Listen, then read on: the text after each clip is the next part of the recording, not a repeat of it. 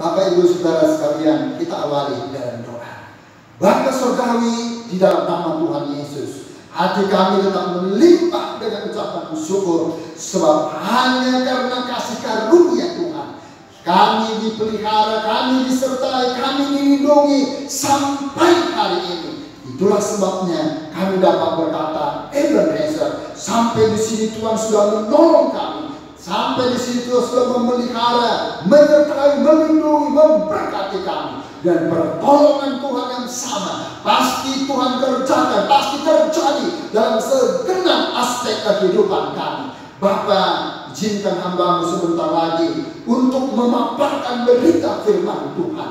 Dan pakai hamba-Mu yang sederhana ini untuk menjadi saluran berkat bagi banyak orang. Dan ampuni setiap dosa dan kekurangan kami. Ampuni dosa dan pelanggaran hamba-Mu, sengaja tidak sengaja, terselubung maupun transparan. Kuduskan dengan kuasa darah anak domba Allah, supaya hamba berkenan di hadapan Tuhan, menjadi penyambung lidah Tuhan, guna memaparkan isi hati Tuhan, sehingga firman itu meneguhkan kami, menguatkan kami, memotivasi kami, memperbaiki perilaku kami, meluruskan jalan kehidupan kami, dan menyelamatkan setiap jiwa kami.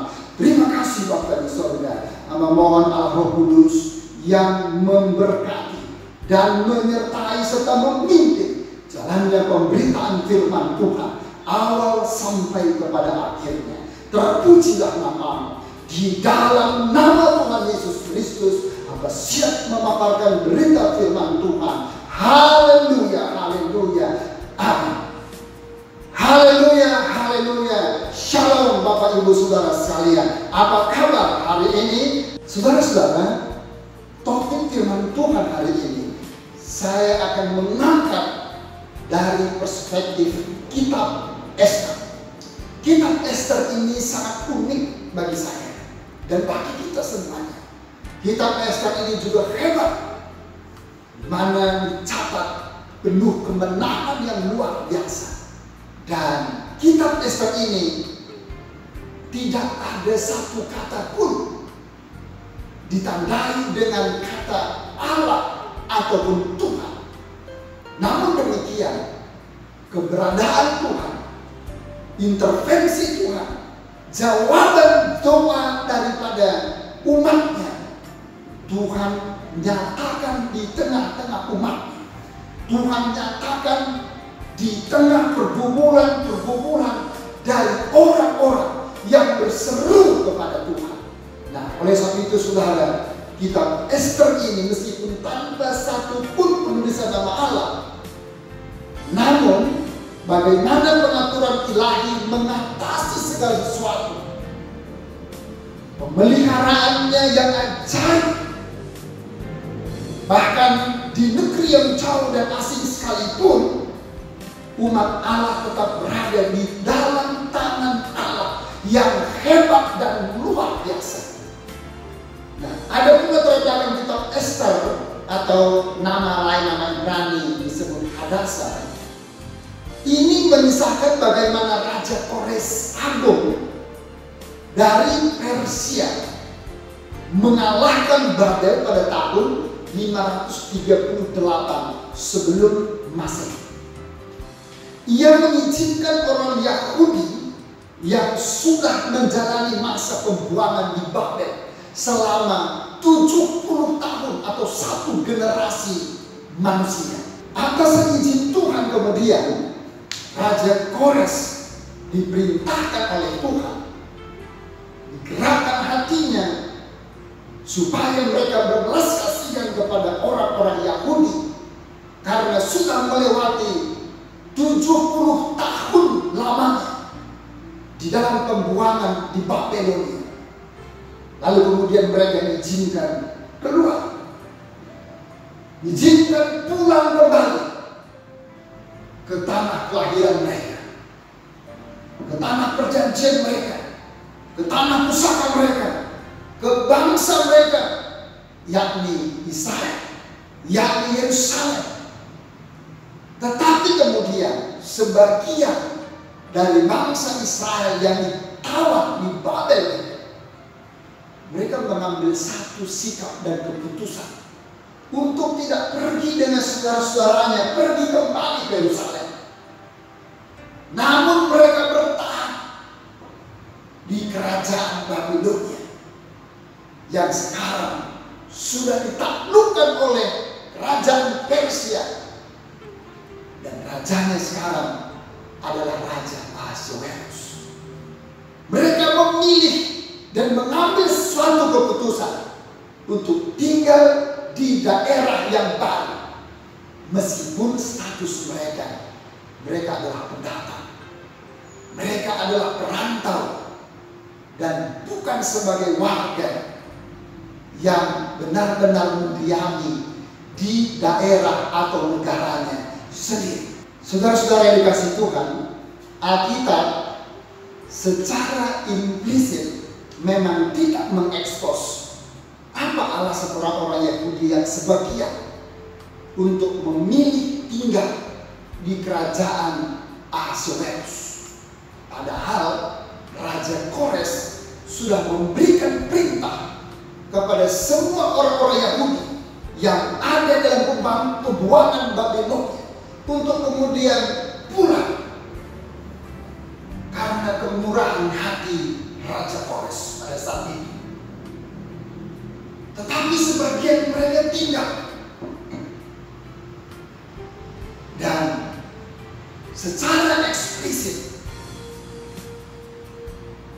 alasan bangsa Israel, alasan orang-orang Yahudi yang tinggal di kerajaan Ahasuerus, karena Yerusalem sudah menjadi puing-puing, karena Yerusalem sudah terbakar,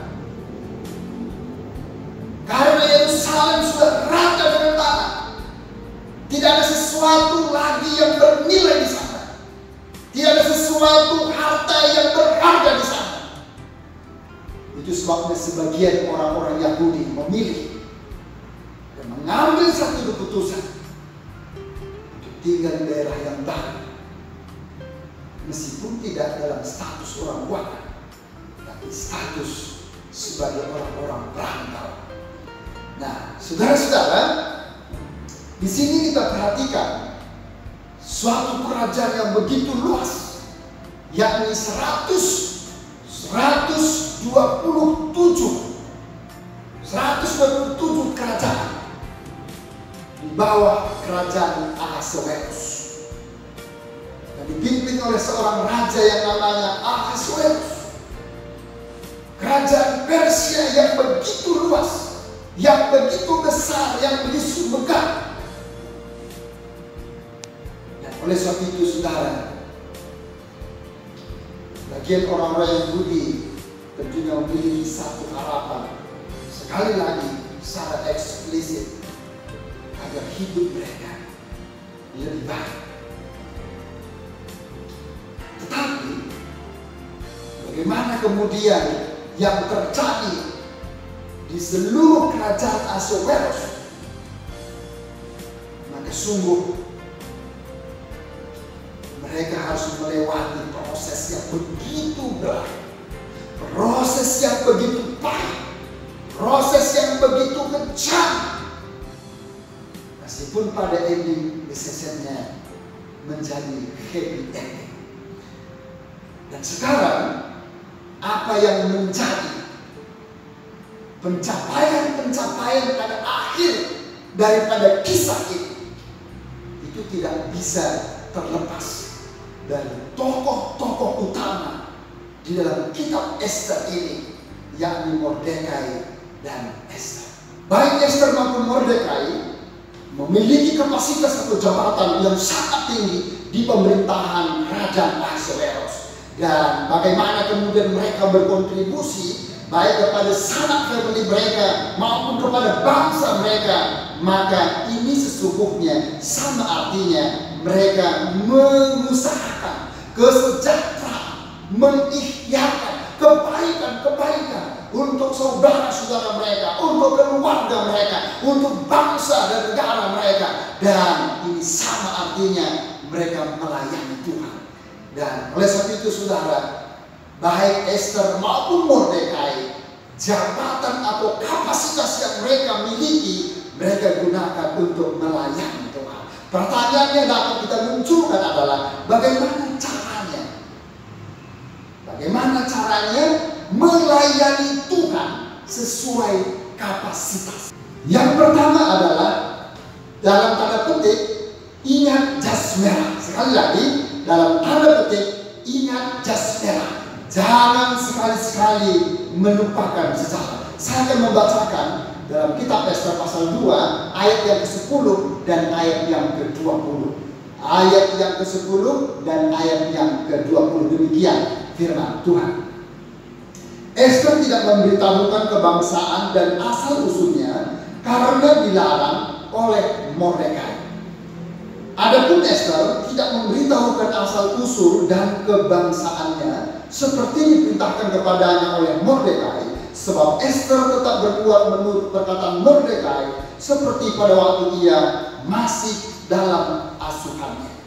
Nah, saudara-saudara, kalau kita perhatikan di sini bahwa Ester dari sejak ada dalam pembuangan, dia sudah diangkat oleh Mordekai yang sepupunya menjadi anaknya, karena bapak dan ibu dari Ester sudah tidak ada.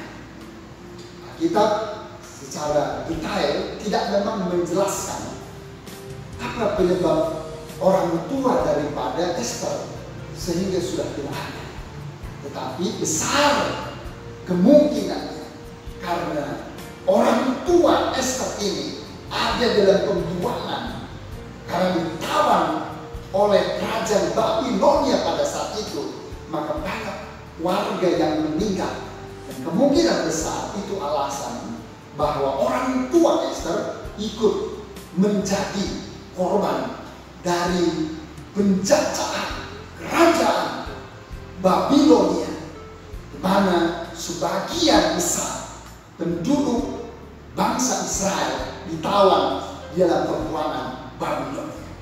Nah, sekarang saudara-saudara, ketika mereka ada di bawah kerajaan Persia, bawah Raja Ahasuerus, maka seperti yang sudah menjadi komitmen antara Mordekai dan Ester, Ester selalu mematuhi apa yang sudah dijanjikan, apa yang sudah diinstruksikan oleh Mordekai kepada Ester. Eksistensi Ester di kerajaan Ahasuerus memiliki satu korelasi dengan sejarah bagaimana orang-orang Yahudi ditawan di kerajaan Babilonia. Dan oleh sebab itu secara strata sosial, maka status yang dimiliki oleh Ester, statusnya adalah sangat rendah. Dia bukan orang-orang bangsawan, dia bukan orang-orang pilihan yang berharga di mata manusia atau di kerajaan Ahasuerus. Tapi dia orang-orang buangan. Rumah dan tempat tinggalnya di kerajaan Ahasuerus tidak ada. Pekerjaan yang mumpuni, kerjaan yang membanggakan juga tidak ada. Harta tentunya tidaklah ada untuk dapat dibanggakan di negeri asing, di kerajaan Ahasuerus. Dan ini merupakan sejarah. Saudara, hal yang penting yang dapat kita tangkap di sini adalah seperti Ester tetap menaruti, tetap mentaati instruksi daripada Mordekai kepadanya. Itu sama artinya dia tetap mengingat siapa yang berkontribusi kepadanya, siapa yang mendukung dia, siapa yang memberikan nilai-nilai yang positif kepadanya, siapa yang mensupport dia. Dia tetap mengingat dan mengindahkan. Hal yang sama juga harusnya terjadi dalam kehidupan kita. Mari kita belajar mengingat serta mengindahkan siapapun yang pernah mendukung kita, mensupport kita, mendoakan kita, memberikan kontribusi positif kepada kita. Kita selalu mengingat mereka, mengingat, mengindahkan mereka, mensupport mereka, mendukung mereka, berterima kasih kepada Tuhan. Sebab mereka bagaikan anak-anak tangga yang Tuhan kirimkan untuk kita bisa naik step demi step sehingga kita mencapai pencapaian sampai hari ini seperti yang Tuhan percayakan kepada masing-masing pencapaian yang terjadi dalam kehidupan kita. Oleh sebab itu jangan pernah melupakan sejarah. Saudara-saudara, ada banyak orang-orang yang memberikan kontribusi positif kepada kita. Siapapun dan dimanapun mereka berada, apapun wujud dan seberapapun besar dari setiap kontribusi mereka, mari kita indahkan mereka. Karena tanpa mereka, maka kita tidak mungkin mencapai satu pencapaian yang sangat berharga, yang sangat berarti sampai hari ini. Haleluya, puji nama Tuhan. Nah, demikian juga Esther. Dia mengindahkan perkataan Mordekai, sekali lagi selaku orang tua. Oleh sebab itu, saya memberikan satu istilah, jas merah. Jangan sekali-sekali melupakan sejarah. Meskipun kehidupan dengan latar belakang yang gelap, yang tidak ada sesuatu nilai yang dapat dijual, dengan tidak ada sesuatu yang dapat dibanggakan, dengan nilai latar belakang kehidupan yang sungguh sangat memprihatinkan. Tapi kita harus mengingat bagaimana sejarah, dan Esther mengingat sejarah latar belakang kehidupannya sampai dia tinggal di kerajaan Ahasuerus. Saudara-saudara, jika kita perhatikan dari pasal yang pertama sampai pasal yang ke-10, maka di sana kita temukan bagaimana orang yang status dalam perbuatan, lalu kemudian sekarang berada di negeri perantauan dan menjadi permaisuri raja, menjadi ratu menggantikan Ratu Vasti. Meskipun demikian, dia tetap mengingat sejarah, latar belakang kehidupan, asal muasalnya. Oleh sebab itu, saudara, aplikasi dalam kehidupan nyata, dalam kehidupan sehari-hari, kita tidak boleh melupakan latar belakang kehidupan kita, sejarah keberadaan kita sampai hari ini. Bagaimana kelamnya kehidupan kita di masa lalu. Itu memberikan pelajaran yang berharga kepada kita sampai hari ini. Dalam posisi bagaimanapun, pencapaian-pencapaian yang Tuhan izinkan untuk saudara dan saya kita capai, kita tetap mengingat bagaimana latar belakang kehidupan kita untuk kemudian menggapai di masa yang sekarang maupun di masa yang akan datang.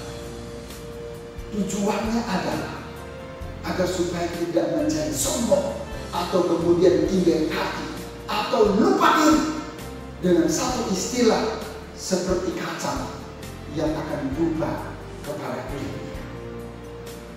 Nah, oleh sebab itu saudara-saudara, di sini Esther senantiasa mengingat apa yang dipesankan oleh Mordekai tentang asal usul, agar supaya mentaati, menuruti perintah Mordekai selaku orang tua. Ingat, ada satu pepatah berkata bahwa teman yang lama itu emas dan teman yang baru itu berlian. Artinya adalah teman yang lama itu jangan dilupakan ketika Anda dan saya mendapat teman yang baru.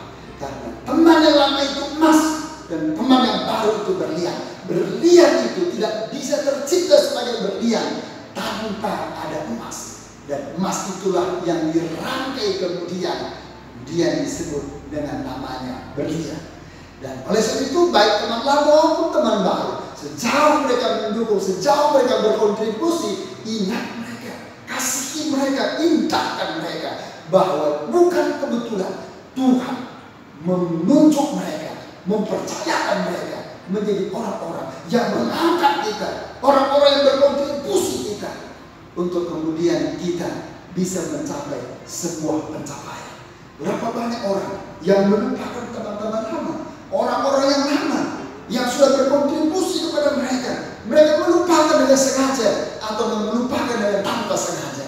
Dan mereka berpikir dalam hati, sekarang aku sudah mendapatkan orang-orang yang baru, teman-teman yang baru, orang-orang yang berkontribusi yang baru, maka yang lama sudah tidak berarti, yang lama sudah tidak berguna lagi. Aku lupakan saja mereka. Tapi saya mau katakan kepada Bapak Ibu Saudara sekalian bahwa Esther tetap mengindahkan Mordekai sampai kepada dia mencapai satu kedudukan, satu posisi yang luar biasa, yakni menjadi ratu di kerajaan Ahasuerus. Dia tidak pernah untuk melupakan Mordekai. Dia tidak pernah melihat Mordekai sebagai seorang yang hina, sebagai seorang yang rendah. Tetapi dia sangat menghargai, dia sangat mengangkat Mordekai, dan dia sangat menghormati Mordekai. Sehingga baik Esther maupun Mordekai sama-sama diberkati oleh Tuhan. Dan saudara-saudara, ini merupakan sejarah yang tidak boleh kita lupakan. Semua yang percaya katakan amin. Puji Tuhan, haleluya. Nah sekarang saudara, yang kedua, apa? Bagaimana cara untuk kita melayani Tuhan sesuai dengan kapasitas kita? Yang kedua adalah ingat, dalam tanda petik, Jasmenhan. Sekali lagi, ingat Jasmenhan, bukan Menteri Pertahanan, tetapi Jasmenhan adalah jangan sekali-sekali melupakan Tuhan. Haleluya, puji nama Tuhan. Saudara, dalam perjalanan kitab Esther ini, pasal yang pertama, Ratu Wasti itu dipecat oleh Raja Ahasuerus berkenaan karena Ratu Wasti tidak menuruti perintah Raja Ahasuerus dengan mempertontonkan kecantikannya di hadapan semua pejabat besar, tamu undangan maupun seluruh rakyat yang hadir di dalam satu pesta besar yang diadakan oleh Raja Ahasuerus. Kemudian pasal yang kedua, maka audisi kepada seluruh gadis yang terdapat kepada kerajaan Ahasuerus, 127 kerajaan, dan Esther termasuk salah satu audisi. Dan kemudian di akhir audisi selama setahun, maka terpilihlah Esther menjadi permaisuri raja atau menjadi ratu yang baru menggantikan Ratu Wasti. Kemudian pasal yang ketiga, maka dalam kitab Esther dicatat pembesar Raja Ahasuerus yang bernama Haman. Dia kepala dari semua pegawai yang ada dalam kerajaan Ahasuerus, merencanakan atau memiliki muslihat yang jahat kepada orang-orang Yahudi berkenaan karena Mordekai tidak mau sujud menyembah kepada Haman. Dan oleh sebab itu saudara, jika kita mengikuti bagaimana kelanjutan setelah pasal yang ketiga, maka bangsa Israel yang diwakili oleh orang-orang Yahudi yang tinggal di kerajaan Ahasuerus, termasuk Mordekai dan juga Esther. Dan ketika pengumuman disampaikan oleh Haman kepada pesuruh-pesuruh cepat bahwa berkenaan dengan niatnya untuk membunuh seluruh orang-orang Yahudi yang terdapat di kerajaan Ahasuerus, maka di sana terjadi perkabungan. Baik Mordekai maupun orang-orang Yahudi di Puri Susan, di sekitar kompleks istana Raja Ahasuerus, maupun kepada setiap daerah kemana saja pesan atau berita tentang niat Haman untuk membunuh orang-orang Yahudi di seluruh kerajaan Ahasuerus itu tiba dan sampai, maka orang-orang Yahudi semuanya melakukan perkabungan. Dan sebagai wujud perkabungan, baik Mordekai maupun orang-orang Yahudi di Puri Susan dan orang-orang Yahudi lainnya, kemana saja berita itu sampai, mereka mengoyakkan pakaian, lalu kemudian mengganti dengan pakaian perkabungan dan mengambil debu ditaruh di kepala sebagai wujud bahwa mereka sedang berduka. Lalu kemudian mereka berjalan, jalan ke kota-kota di seluruh kerajaan Ahasuerus, dan sambil berjalan mereka menangis dengan sangat histeris. Mereka melolong-lolong kata firman Tuhan. Dan pasal yang keempat, 1 sampai ayat yang ketiga. Mereka menjerit dengan sangat keras. Mereka menangis dengan sangat keras. Sama seperti seorang ibu yang tengah melahirkan. Mereka menangis kesakitan. Mereka menangis secara histeris. Dan seperti itulah potret kehidupan orang-orang Yahudi. Tatkala berita duka yang mereka dengar tentang niat Haman untuk membinasakan seluruh orang-orang Yahudi yang terdapat di kerajaan Ahasuerus yang berjumlah 127 daerah jumlahnya. Lalu kemudian Mordekai melalui perantara dayang-dayang dari Ester menyampaikan perihal perkabungan ini kepada Ester.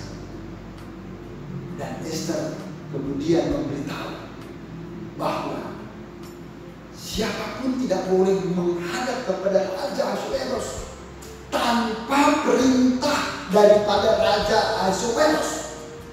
Dan jikalau seseorang yang menghadap raja tanpa ada perintah daripada Raja Ahasuerus, hukumannya cuma satu, yaitu mati. Lalu kemudian Mordekai kembali menyampaikan pesan kepada Ester. Jangan kira hanya engkau yang terluput dari malapetaka yang besar ini. Siapa tahu justru dalam posisimu yang sekarang menjadi ratu, maka engkau bisa keluar menjadi terlalu buat bangsa, buat saudara-saudara, buat keluargamu. Dan saudara-saudara, Ester merespon jawaban dari Mordekai melalui perantaraan dayang-dayangnya. Itu sebabnya Ester menyampaikan satu pesan yang sangat luar biasa, yakni terdapat dalam pasal yang keempat ayat 16 dan 17. Saya akan bacakan. Demikian firman Tuhan. Pergilah, kumpulkanlah semua orang Yahudi yang terdapat di Susa dan berpuasalah untuk aku. Janganlah makan dan janganlah minum 3 hari lamanya, baik waktu malam, baik waktu siang. Aku serta dayang-dayangku pun akan berpuasa demikian. Dan kemudian aku akan masuk menghadap raja, sungguh pun berlawanan dengan undang-undang. Kalau terpaksa aku mati, biarlah aku mati. Maka pergilah Mordekai dan diperbuatnya lah tepat seperti yang dipesankan Ester kepadanya. Wow, sungguh luar biasa firman Tuhan ini.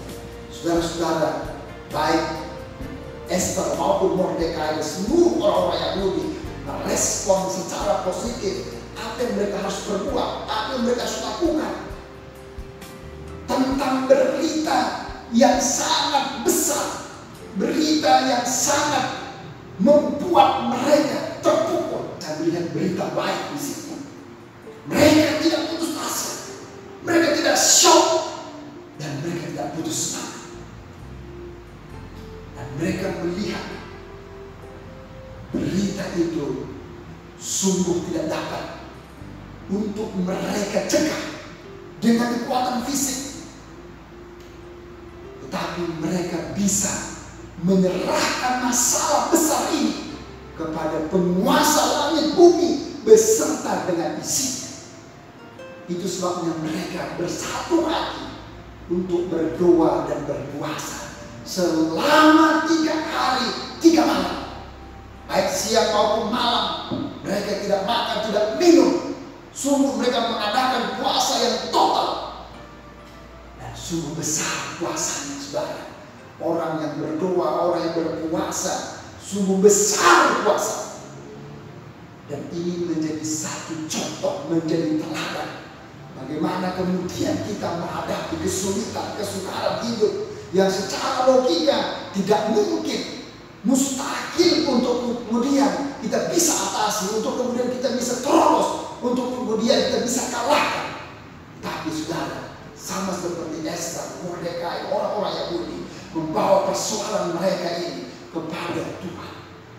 Biarlah Tuhan yang bertindak, biarlah Tuhan yang mengambil alih, Tuhanlah yang bergerak, Tuhanlah yang berperan, Tuhanlah yang campur tangan atas segala sesuatu yang dihadapi oleh umatnya. Dan seharusnya hari-hari ini kita memang mengadakan doa puasa.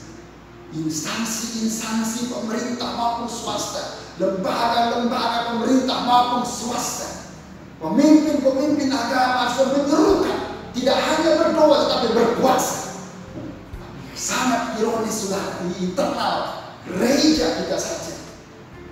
Bagaimana kemudian orang-orang Kristen, pemimpin-pemimpin orang Kristen satu dengan yang lain saling menyalahkan, saling menjelekkan. Saya berkata, ini bukan Alkitabiah.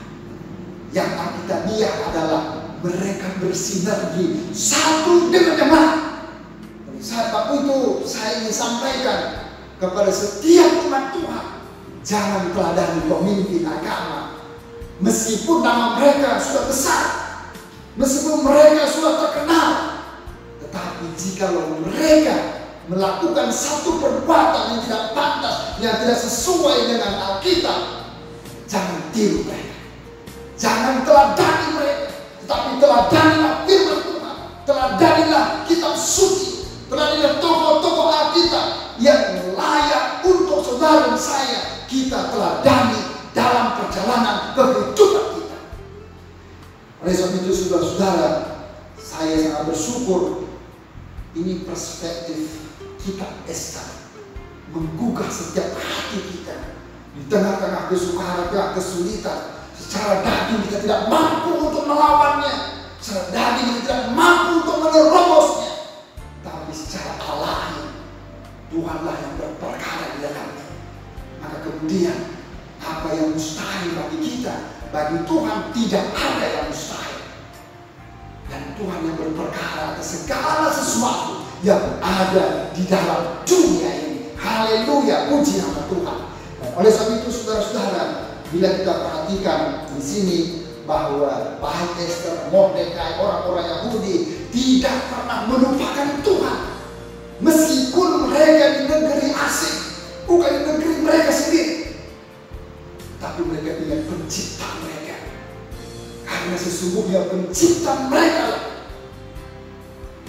yang menjadi pemilik tunggal mati ataupun hidup dari seseorang. Saudara-saudara yang dikasih Tuhan, sekali lagi ingat judgment. Jangan sekali-sekali melupakan Tuhan. Yang percaya katakan amin, puji nama Tuhan, haleluya. Nah saudara-saudara, sekarang yang ketiga, ingat judgment case. Sekali lagi, ingat judgment case dalam tanda petik. Jangan sekali-kali melupakan keselamatan.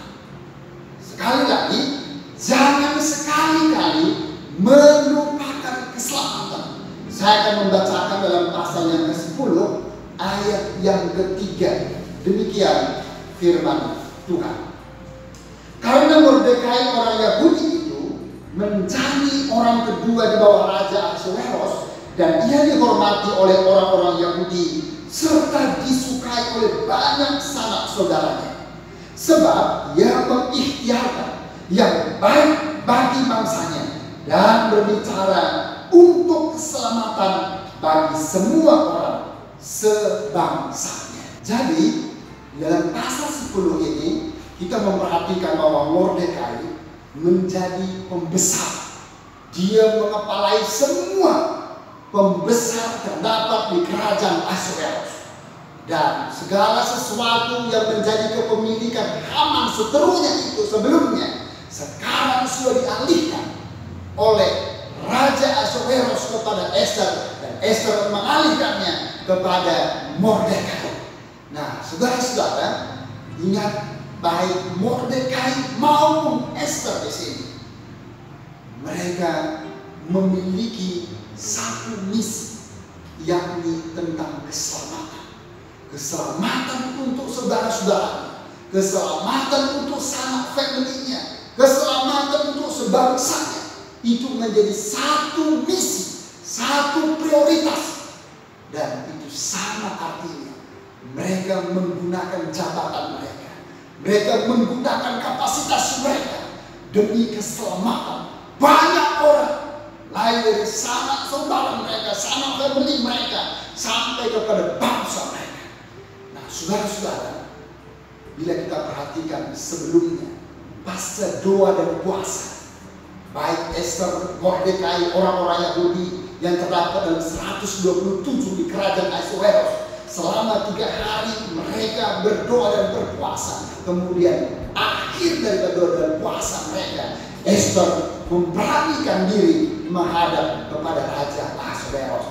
Meskipun itu bertentangan dengan undang-undang, bahwa jikalau raja tidak memberikan petunjuk kepada siapa orang yang berkenan datang, meskipun tidak ada perintah itu, meskipun tidak ada petunjuk itu, Esther menghadap kepada raja. Tapi puji Tuhan luar biasa, bahwa undang-undang manusia, hukum alam sekalipun bisa diubah dengan kuasa doa dan puasa. Yang mengubahnya bukan karena kekuatan mereka, tapi yang mengubahnya adalah Allah Khalik langit dan bumi, yang dipercaya disembah oleh Esther, oleh Mordekai, oleh orang-orang Yahudi, dan oleh orang-orang yang percaya kepada dia. Dan oleh sebab itu, saudara, sesulit apapun masalah, sesulit apapun keadaan, jikalau kita merendahkan diri di hadapan Tuhan, kita percaya bukan karena kuat kita, bukan karena faktor pengalaman, tetapi karena faktor dari Tuhan.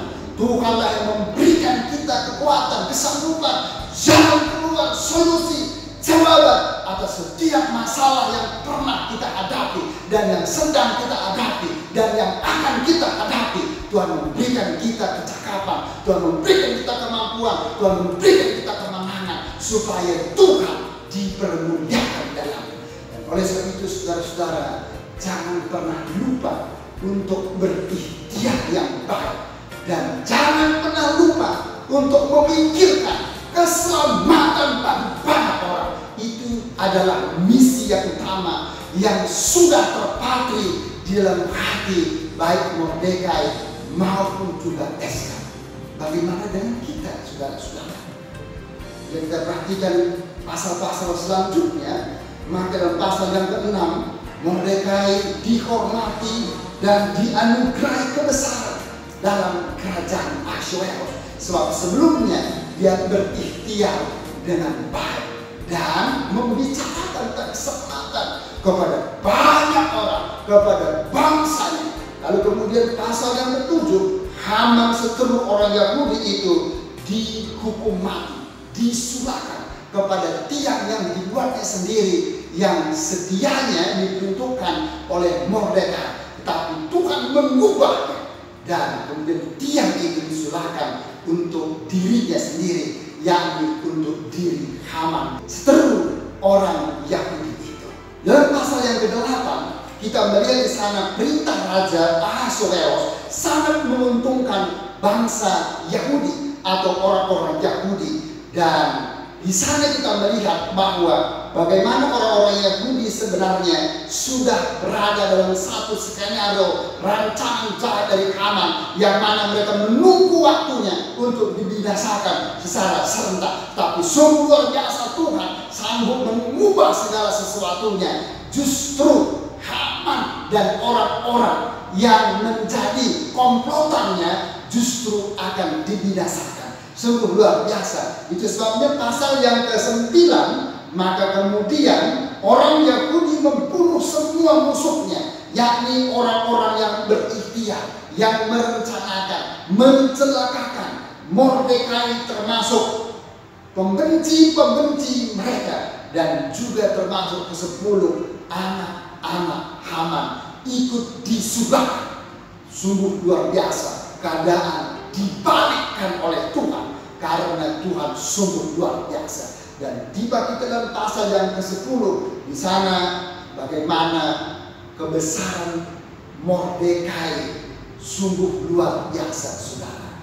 Dan apa yang menjadi happy ending dari segala peristiwa yang dialami oleh Mordekai dan Esther Sesungguhnya karena mereka menggunakan kapasitas hidup mereka untuk melayani Tuhan, untuk kebesaran Tuhan, untuk kemuliaan bagi nama Tuhan. Sudahkah saudara dan saya untuk menggunakan seluruh potensi kapasitas kita untuk melayani Tuhan?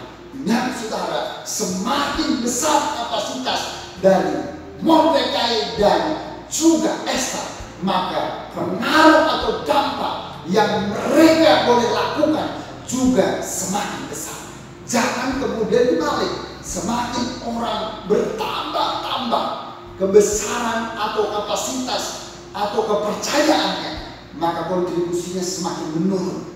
Kontribusinya semakin menurun untuk pekerjaan Tuhan. Oleh sebab itu saudara-saudara, siapapun kita, dimanapun kita berada, apapun menjadi kapasitas yang Tuhan percayakan dalam masing-masing kehidupan kita, ingat kita harus memberikan kontribusi untuk bangsa dan negara kita, untuk pelayanan pekerjaan Tuhan, untuk memuliakan nama Tuhan dengan berkontribusi secara positif. Ingat bahwa Tuhan memakai Ester, Tuhan memakai Mordekai, Tuhan memakai mereka yang memiliki jabatan, memiliki kapasitas yang tinggi. Tujuannya untuk keselamatan bagi banyak orang. Tujuannya bukan untuk diri mereka sendiri, tapi untuk orang lain, untuk kepentingan banyak orang. Dan saudara hadir hari ini, saudara hidup, saudara bergerak, saudara memiliki sesuatu yang bernilai di hadapan Tuhan. Hari ini tujuan Tuhan agar Anda dan saya dapat berdampak bagi sesama dan bagi Tuhan. Sudahkah Anda berkontribusi bagi sesama dan bagi Tuhan? Ingat, just make case. Jangan sekali-sekali melupakan keselamatan. Dan keselamatan itu nilainya tidak ternilai. Oleh sebab itu, mari kita mengikhtiarkan kebaikan-kebaikan bagi banyak orang dan mengikhtiarkan keselamatan bagi orang lain. Tuhan Yesus memberkati kita semuanya. Dan syarat, mari kita berdoa Bapak Ibu Saudara. Bapa Surgawi, dalam nama Tuhan Yesus, kami bersyukur buat firman-Mu yang sangat indah, yang sudah berbicara kepada kami. Inilah hati kami, inilah hidup kami. Pakai kami Tuhan, sesuai dengan kapasitas, sesuai dengan karunia talenta yang dipercayakan kepada kami masing-masing. Mampukan kami secara optimal untuk mempraktekkan dalam perjalanan kehidupan kami. Mohon ampun Tuhan, jikalau kami belum secara optimal melakukan seluruh kapasitas kami untuk bekerja, mengikhtiarkan kebaikan-kebaikan bagi banyak orang, mengikhtiarkan keselamatan bagi banyak orang. Dan kiranya Roh Kudus terus berbicara, mengajarkan firman-Mu kepada kami. Dan Roh Kudus juga yang meneguhkan dan memeteraikan firman Tuhan, supaya menjadi rema, menjadi berkat bagi kami. Pakai kami Tuhan, hidup dan berjalan on the track dalam firman, serta menjadi pelaku-pelaku firman. Dan mohon ampun jika Engkau dapati kami lalai untuk menggunakan kapasitas kami untuk mengikhtiarkan keselamatan bagi banyak orang. Terpuji dan nama-Mu Tuhan. Dan sekarang Bapak Ibu Saudara, mari kita menadahkan kedua tangan kita untuk menerima berkat damai sejahtera dari Allah Bapa di sorga, cinta dan kasih sayang dari Yesus Kristus Tuhan dan penebus kita, serta persekutuan Allah Roh Kudus kiranya turun memenuhi, menyertai, mengajar, menghiburkan, menginsafkan, memulihkan, mencerahkan, dan memberkati serta menyelamatkan setiap kita. Demi nama Tuhan Yesus kami tamatkan ibadah kami dan terima berkat Tuhan dengan penuh ucapan syukur. Semua yang percaya katakan haleluya, haleluya, amin. Tuhan Yesus memberkati kita semua. Haleluya.